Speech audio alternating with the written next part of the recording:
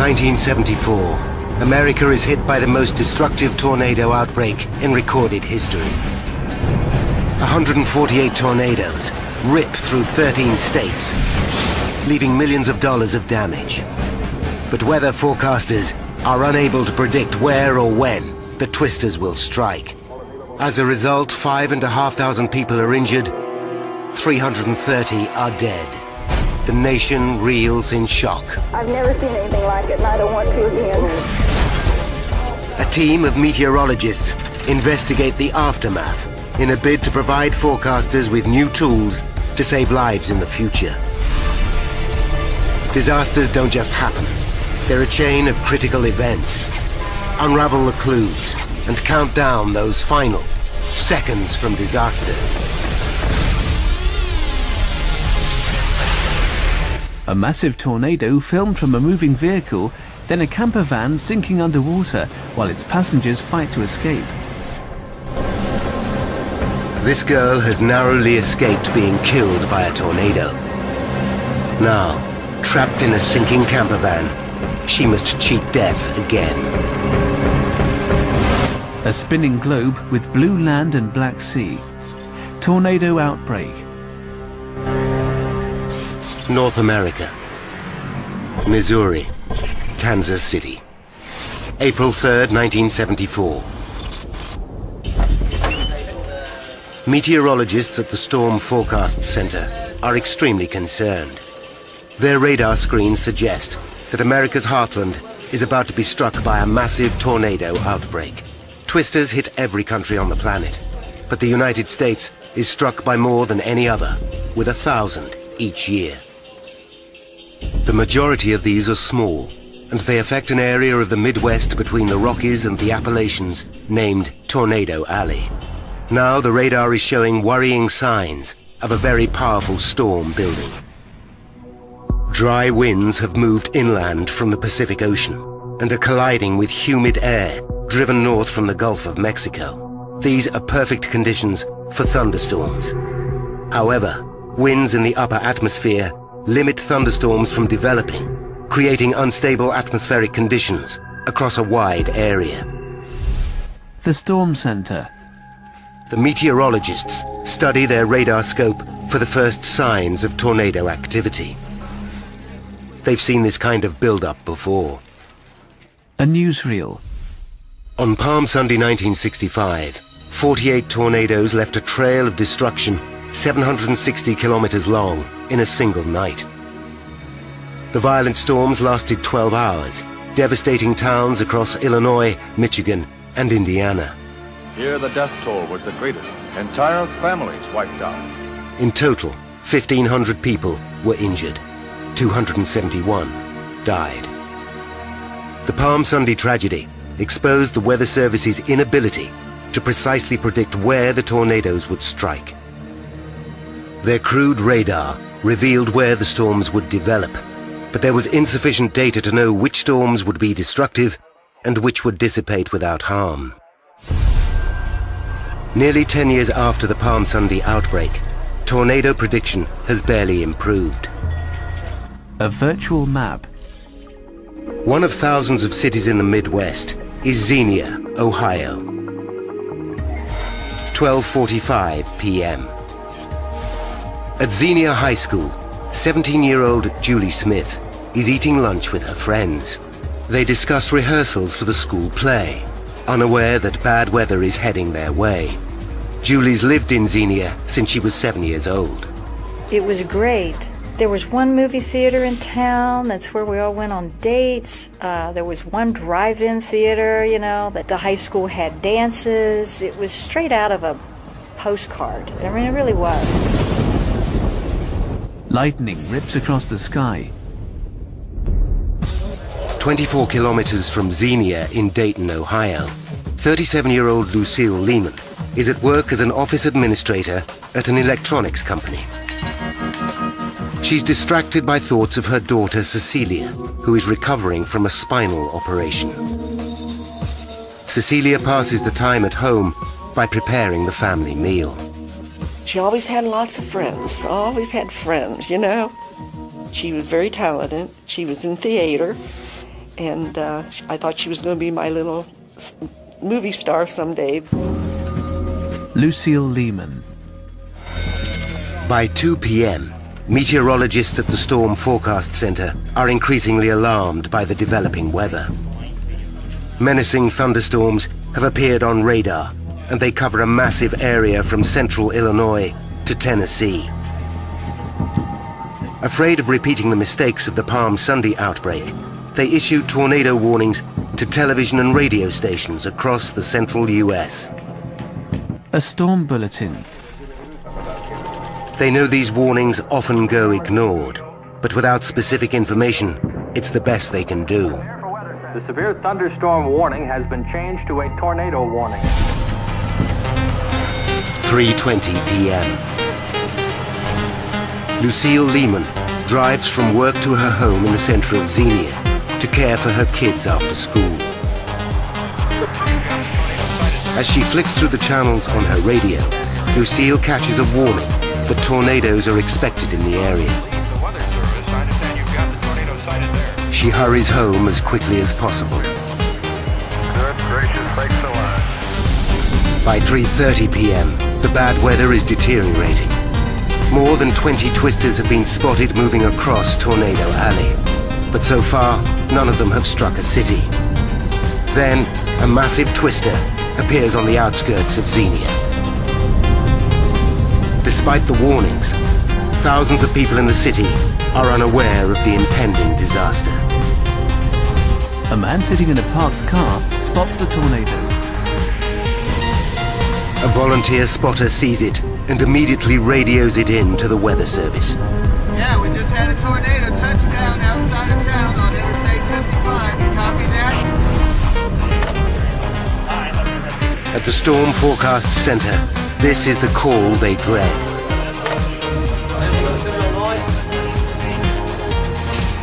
Hold on. Touchdown Xenia. That's heading straight to the center of town. For the 25,000 people of Xenia, a tornado strike is no longer just a possibility, but a terrifying reality.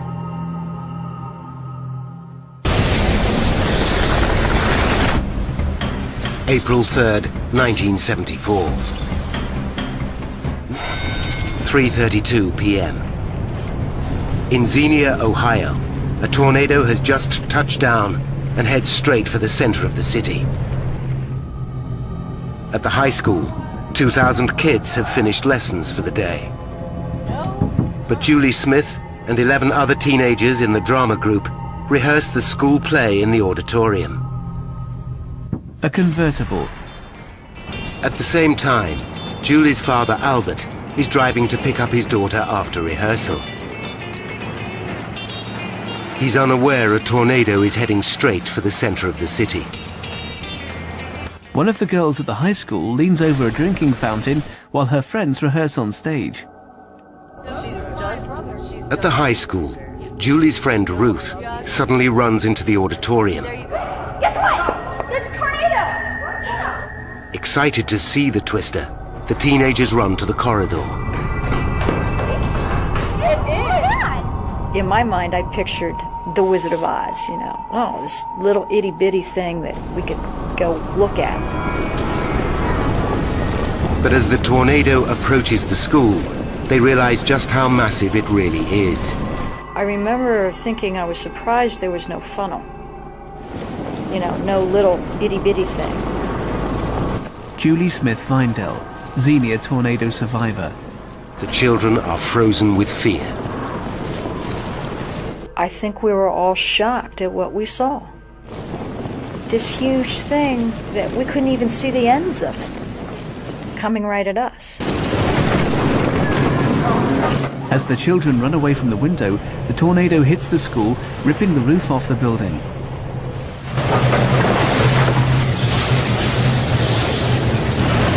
It sounded like something evil. The pupils cower in the corridor. And I remember thinking, I can't believe I'm going to die this way. I'm going to die in a tornado.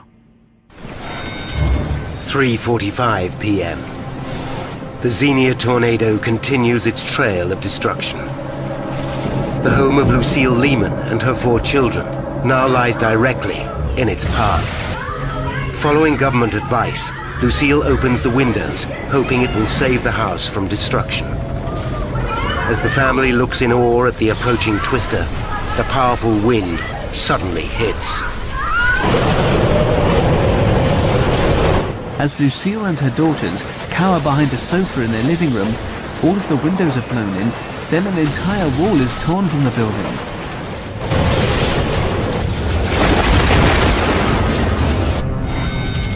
"4 p.m. The tornado passes through the city and heads northeast into the countryside. In its wake, Xenia has been turned to matchwood. Hundreds of people now lie injured. I remember thinking how lucky I was to be alive, and I wondered how many people had died. Across Xenia, 33 people are dead. Many others lie trapped under collapsed buildings. The house of Lucille Lehman and her 4 children has taken a direct hit and been totally destroyed. 14-year-old Joe was thrown clear of the house, but is in shock. His mother and 3 sisters lie trapped in the remains. Cecilia, recovering from spinal surgery, is pinned under the crushing weight of a water heater. Local residents rally to help. Neighbors pull Joe's eldest sister, Stephanie, from the wreckage. Then they rescue his youngest sister, Denise. As Lucille frees herself, she's overwhelmed by what she sees. You know, everything around me was level. She tries to help her daughter Cecilia, who's still trapped. I could move my hands, but my lower half of my body was pinned. My legs felt numb. Xenia's roads are impassable, and there is no sign of the emergency services. So neighbors are left to rescue Cecilia on their own. Rubble strewn either side of a road. Julie's father, Albert, missed the tornado strike.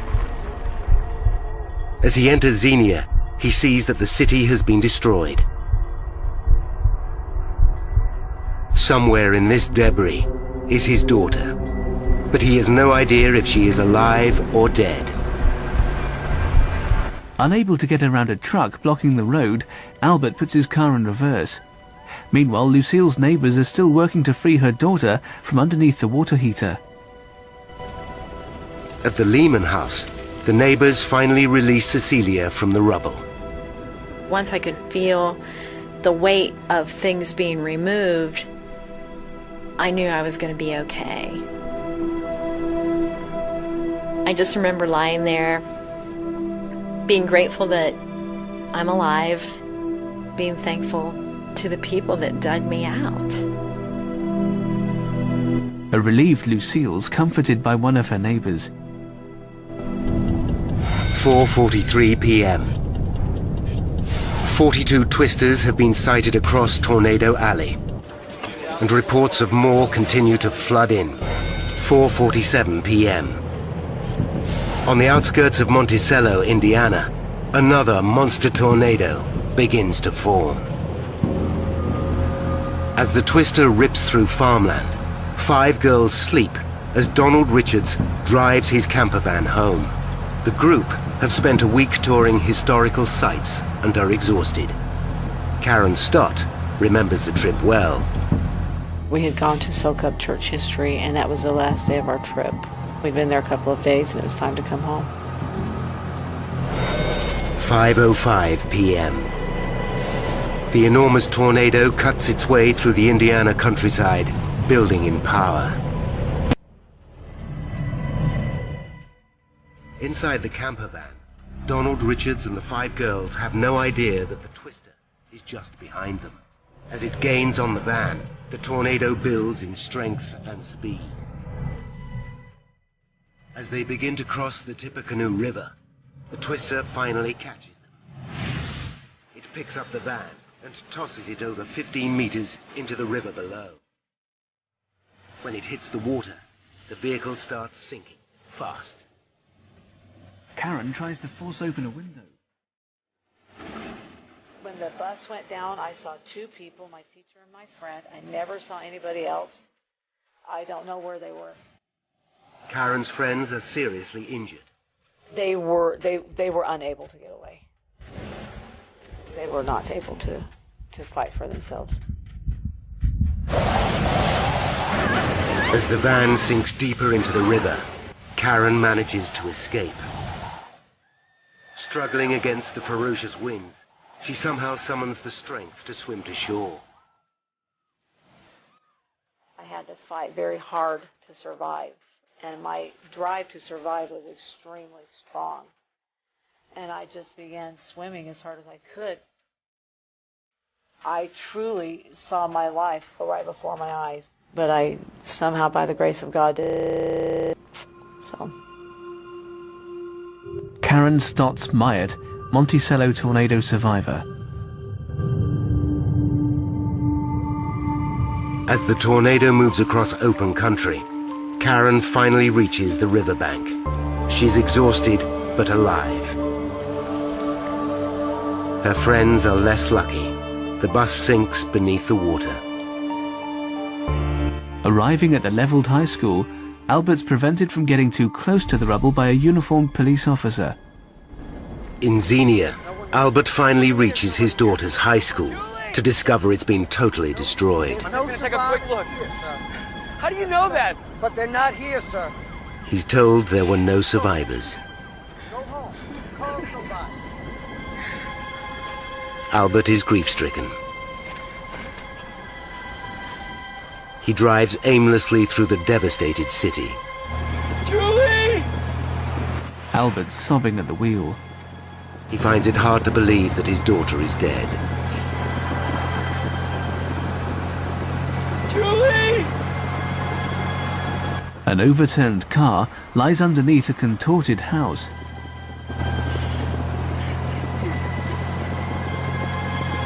Suddenly he sees a figure. A teenaged girl's walking along the side of the road. It's Julie. She's alive. Julie! Albert jumps out of his car and embraces Julie. Are you okay? Honey? I'll never forget the look on his face. I'll never forget him crying, and I'll never forget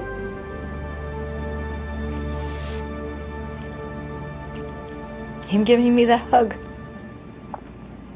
Julie Smith-Findle, Xenia tornado survivor. The violent storms continue until 5 a.m. the following morning.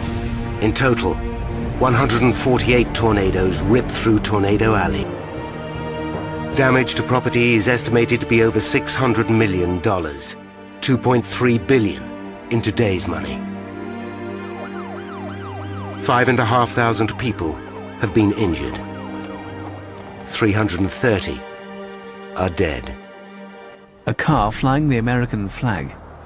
President Nixon visits Xenia in an effort to offer support to the shattered community. He goes to the wrecked school, where Julie Smith and the drama group were so lucky to survive. He meets local residents. Once again, the Weather Service's inability to accurately predict tornado strikes has resulted in tragedy. A deflated meteorologist sitting alone at the storm center. Now, by going deep into a scientific investigation, we can reveal how the tragic events of the 1974 outbreak changed tornado forecasting forever. Chicago, Illinois. A day after the tornado outbreak, Dr. Ted Fujita from the University of Chicago races to work. The storm that caused so much suffering could provide him with a unique opportunity. Fujita is convinced that an investigation into the outbreak could save lives in the future.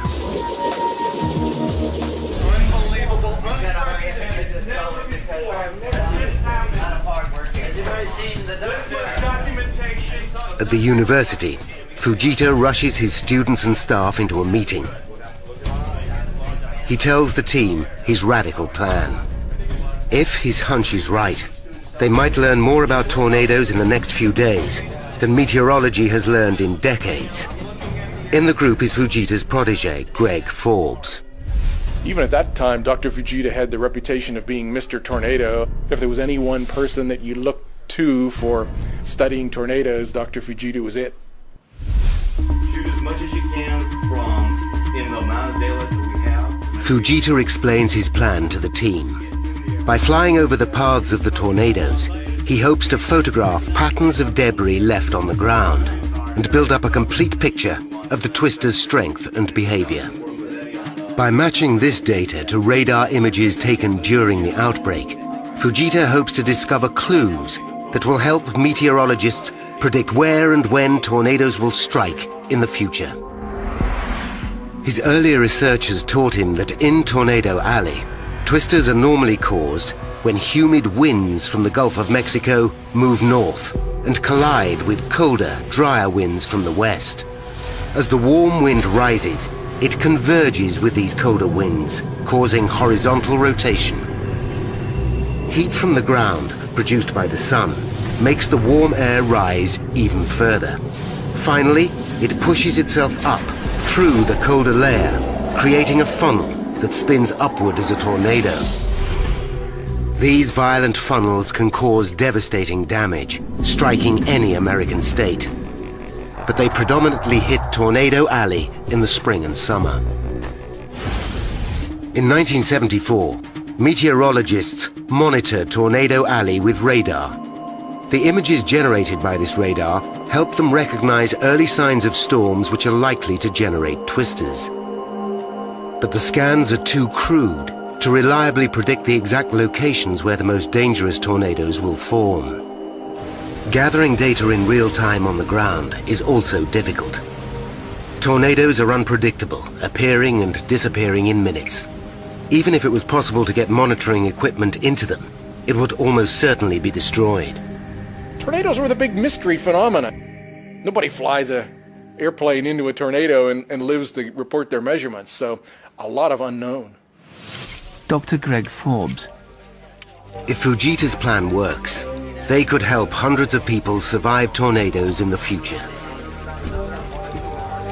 But with a cleanup operation already underway, Fujita and his team must work fast. The question is, where do they start? We gathered up newspapers, we called National Weather Service offices and got reports. We put little dots on the map so we didn't have to just go randomly looking at every square mile of the whole state of Illinois and Indiana and Ohio and so forth. The following morning, the team divides into groups. Greg and a colleague rush to their hired plane. A single-engine plane taxis along a runway. We felt like detectives. We really called ourselves tornado detectives. We had to go and follow the little clues that got left behind by the tornado. You couldn't directly study the crime in progress. You had to look at the clues that were left after the fact. Within 45 minutes, Greg Forbes is at the scene of the first tornado. The chaos beneath him is bewildering. But as patterns start to emerge from the debris, Forbes realizes that Fujita's plan might just work.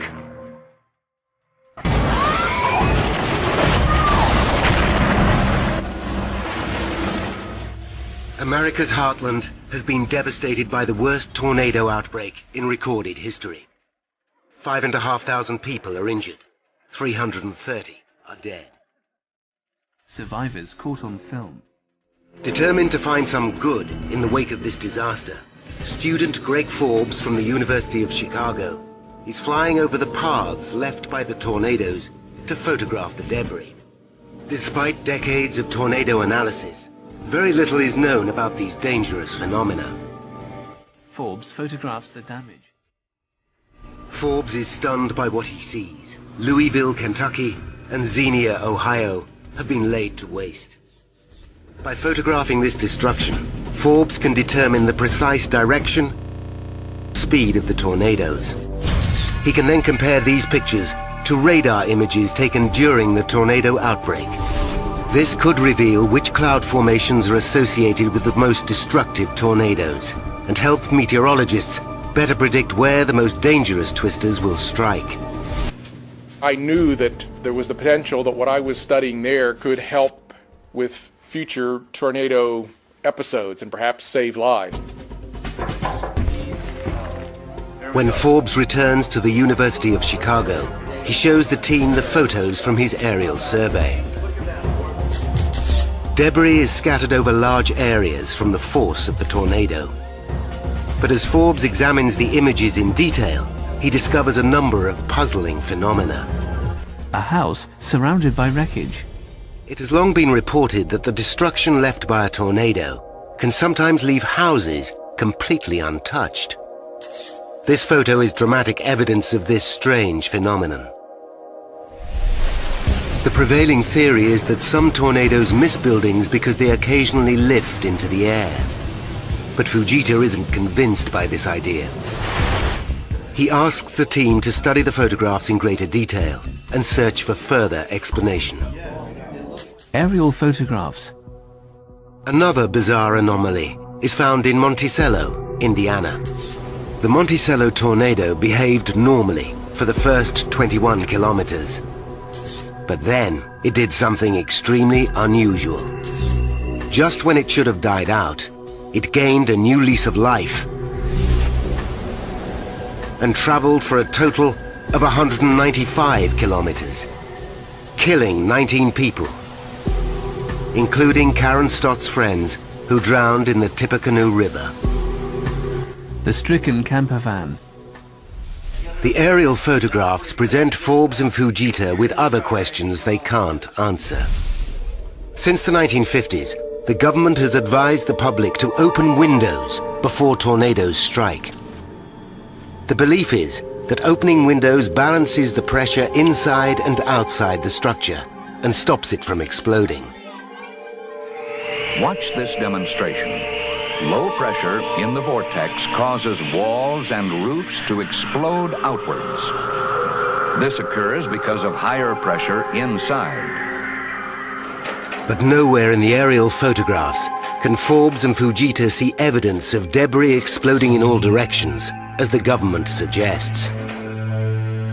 While the team search for answers, Forbes and Fujita move on to the next stage of the investigation, a ground survey. A twin-engine plane on the ground. By collecting evidence on the ground, they hope to gather more precise information about the behavior and the timings of each tornado.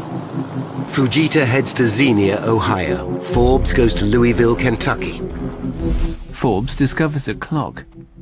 One of the most important pieces of evidence are stopped clocks. They show the exact time the tornado hit and allow Forbes to accurately compare the destruction on the ground to images of cloud formations captured on radar. One of the primary things that we were looking for was the time that it hit, so that we could then relate that to the known times of the images that were snapped to the radars. Forbes also speaks to eyewitnesses who give detailed descriptions of how the tornado destroyed buildings. We were looking for any kind of idiosyncrasies, things like missiles, asking them what happened, what did they see, what did they experience. Knowing those kind of things could help us relate where the tornado occurred in relation to the parent thunderstorm. Then in Xenia, Fujita has a breakthrough. He hears of a 15-year-old boy called Bruce Boyd, who filmed the Xenia tornado for over 2 minutes using a home movie camera. Fujita can't believe his luck.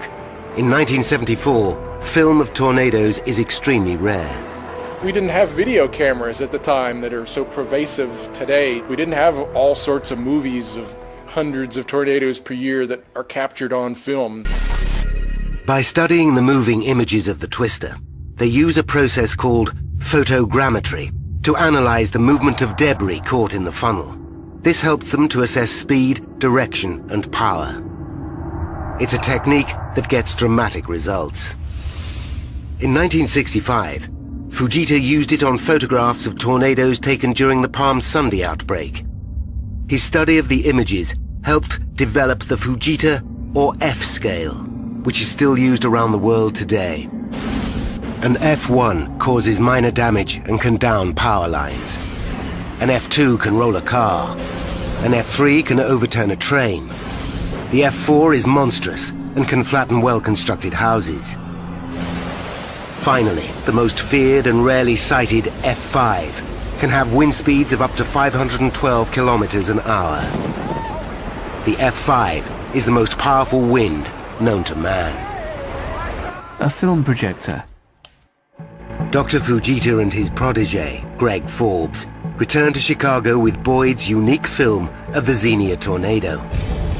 When they analyze the footage, they find startling evidence for a phenomenon that Fujita has long suspected, but has never been able to prove.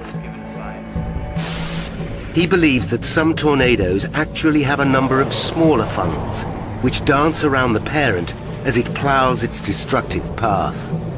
The Boyd movie is certainly very spectacular. It periodically has a couple of multiple funnels that are dancing around, pirouetting about each other in the midst of revolving about the parent tornado. Bruce Boyd's film perfectly captures these multiple funnels in action. A meeting. The investigation makes progress in other areas too. After hours of painstaking analysis, the team find no evidence in the aerial photos of buildings exploding in every direction as previously thought. But they discover that debris caught in the funnel of a tornado can act as high-velocity missiles, which can seriously damage structures. A wooden post is propelled at a brick wall in a controlled test. These missiles, combined with the power of winds exceeding 322 kilometers an hour, explain why buildings are destroyed. They're actually being blown over with massive force, although to a bystander, it looks like they're exploding. Oh my God, I hope they're okay. The Lehman House. Forbes immediately realizes the significance of this information.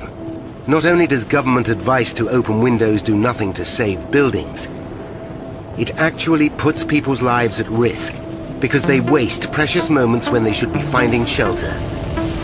This new information will help save many lives in the future. The Lehman House is ripped apart. The team then get lucky. They discover a second piece of film, capturing a tornado in action. In Parker, Indiana, news cameraman Wally Hubbard was caught in a hailstorm and forced to stop his car. Spotting a tornado, he instinctively reached for his news camera. Hubbard films through his windscreen. Forbes and Fujita study debris captured in Hubbard's film. They take precise measurements of wreckage caught in the funnel using photogrammetry. Their analysis of the images confirmed that wind speeds inside the Xenia tornado reached a spectacular 483 kilometers an hour. Their research finally explains why some buildings remain untouched during a strike. But critically, they discover that multiple funneled tornadoes hold another deadly secret. The addition of the smaller funnels can make some tornadoes even more dangerous because they add another destructive layer of wind. By revolving about the parent tornado and having its own circulation, that would add yet another layer of additional wind speeds.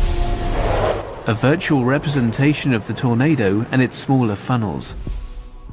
This is an important leap in understanding twisters, but it isn't the breakthrough that will help scientists better predict tornadoes in the future. They decide that to find the forecasting tools they need, they will have to go back to the radar images recorded during the outbreak. As Forbes searches these images for clues, his attention is drawn to cloud patterns called hook echoes. They're given this name because of their distinctive hook shape. Weather radar was first introduced across the US in the 1940s. Since then, these hook-shaped cloud formations have often been observed during a tornado outbreak. However, the hooks vary, and meteorologists are unable to pinpoint which hooks create the most dangerous tornadoes. A radar screen. As Forbes looks through the radar images, he hopes he has enough information to make the breakthrough he's searching for. We went and printed every image from those radar microfilms and then categorized what was the shape of the parent echo. Was it a well-defined hook echo with a little curly Q at the end, or was it some more kidney bean shape, or was it something else? Sure enough, Forbes sees a connection. Each of the 6 F5 tornadoes formed during the outbreak was created from a hook echo, which lasted between 5 and 7 hours. This is what Forbes and Fujita have been searching for. By looking for long-lasting hook echoes during an outbreak, meteorologists will now be able to predict with accuracy where and when the most lethal tornadoes will strike. We'd never had anything like this before. Dr. Greg Forbes. After this discovery, which will save countless lives in the future, Fujita turns to the final mystery of the April 3rd outbreak, the Monticello tornado. It was unusual in that it was a very, very long tornado. It just kept going and going and going. I would never have predicted that that particular thunderstorm would have produced a 100-mile-plus tornado path. Why did the Monticello twister travel so far? Forbes and Fujita go back to the aerial photos and search for anything which might explain why it continued for over 160 kilometers further than usual. It is Fujita who spots something out of the ordinary. As well as the normal twisting marks left by a tornado, he finds evidence of a completely different type of ground damage. There were some places in the damage pattern from the super outbreak that didn't quite fit the tornado mold. Fujita proposes that this ground damage was caused by dramatic bursts of air dropping from directly above, a phenomenon he calls downdrafts.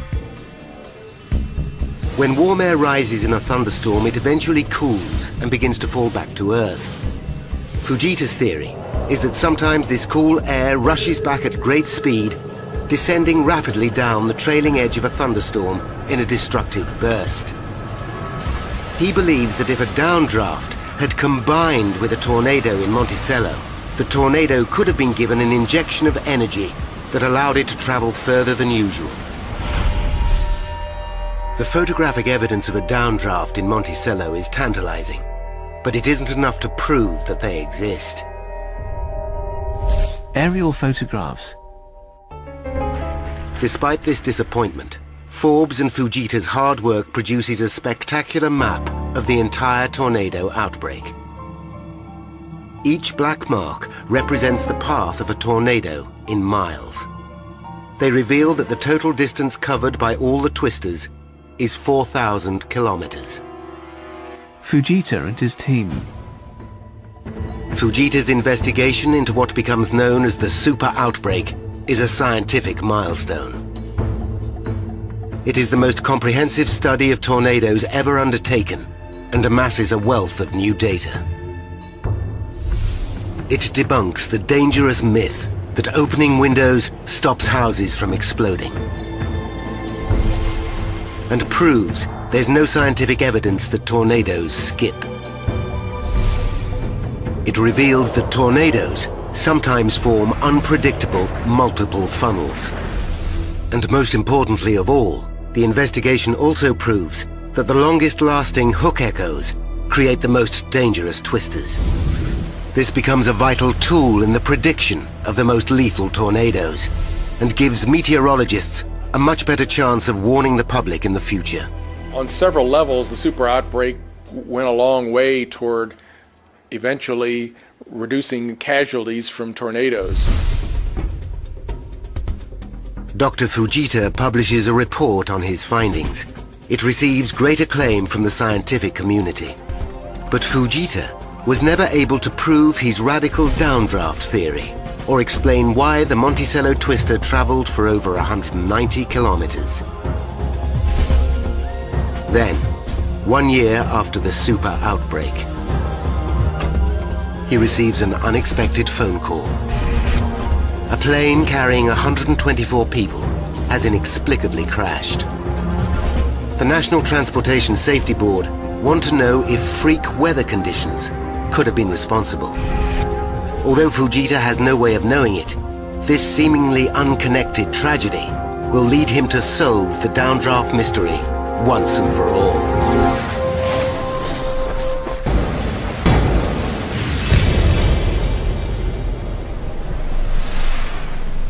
Dr. Fujita from the University of Chicago has gathered data from the worst tornado outbreak in US history. However, Fujita was unable to solve one puzzle. Why the tornado that hit Monticello traveled for 195 kilometers, over 160 further than usual. 1975. A year after the super outbreak, Fujita is called to New York to help investigate the crash of Eastern Airlines Flight 66. As the passenger jet approached JFK's runway, it mysteriously slammed into the ground, killing 115 passengers and crew. Could the crash have been the result of freak weather conditions? A tape recorder. Fujita starts by analyzing the telemetry details stored in Flight 66's black box. He then studies black box data from other planes flying that day and from atmospheric readings taken on the ground. He builds up a picture of what may have happened in the air before the plane crashed. Fujita is surprised by what he finds. A series of small downdrafts, which he calls microbursts, interfered with a number of planes that day as they landed at JFK. It was these microbursts that literally pushed Flight 66 into the ground, just short of the runway. He quickly discovered that there were some fairly small diameter but very intense downdrafts that were occurring in a pulsing mode over the airport that allowed some of the airplanes to land without incident, others having great difficulty, and one crashing. Realizing that other planes could be in danger, Fujita publishes his findings. The aviation industry rapidly upgrades radar at airports across America in order to detect this atmospheric anomaly before it kills again. For Fujita, it's a double victory. His research proves that the ground damage seen in Monticello a year earlier, caused by dramatic bursts of air, can be attributed to a downdraft. A virtual tornado. It was this freak atmospheric anomaly which energized the Monticello tornado and caused it to travel for 195 kilometers with devastating consequences. Donald Richards' camper van plunging into the river. This is the final piece of Fujita's puzzle. Finally, we can reveal the critical chain of events which plunged 13 American states into a catastrophic clash with the power of Mother Nature. April 3rd, 1974. Winds move inland from the Pacific Ocean and Gulf of Mexico, creating highly unstable atmospheric conditions across Tornado Alley. Forecasts suggest America is about to be hit by the worst tornado outbreak in a decade. But meteorologists don't know exactly where or when the most dangerous tornadoes will strike. They send out blanket warnings, but they're too general and too late. By 3:30 p.m., a tornado touches down on the outskirts of Xenia, Ohio. The Lehman family. Many people are taken by surprise. They waste valuable time opening windows to prevent their houses from exploding. Xenia is obliterated by high-velocity missiles and winds. Incredibly, some buildings survive the tornado's multiple funnels. At 4:47 p.m., a tornado touches down on the edge of Monticello, Indiana.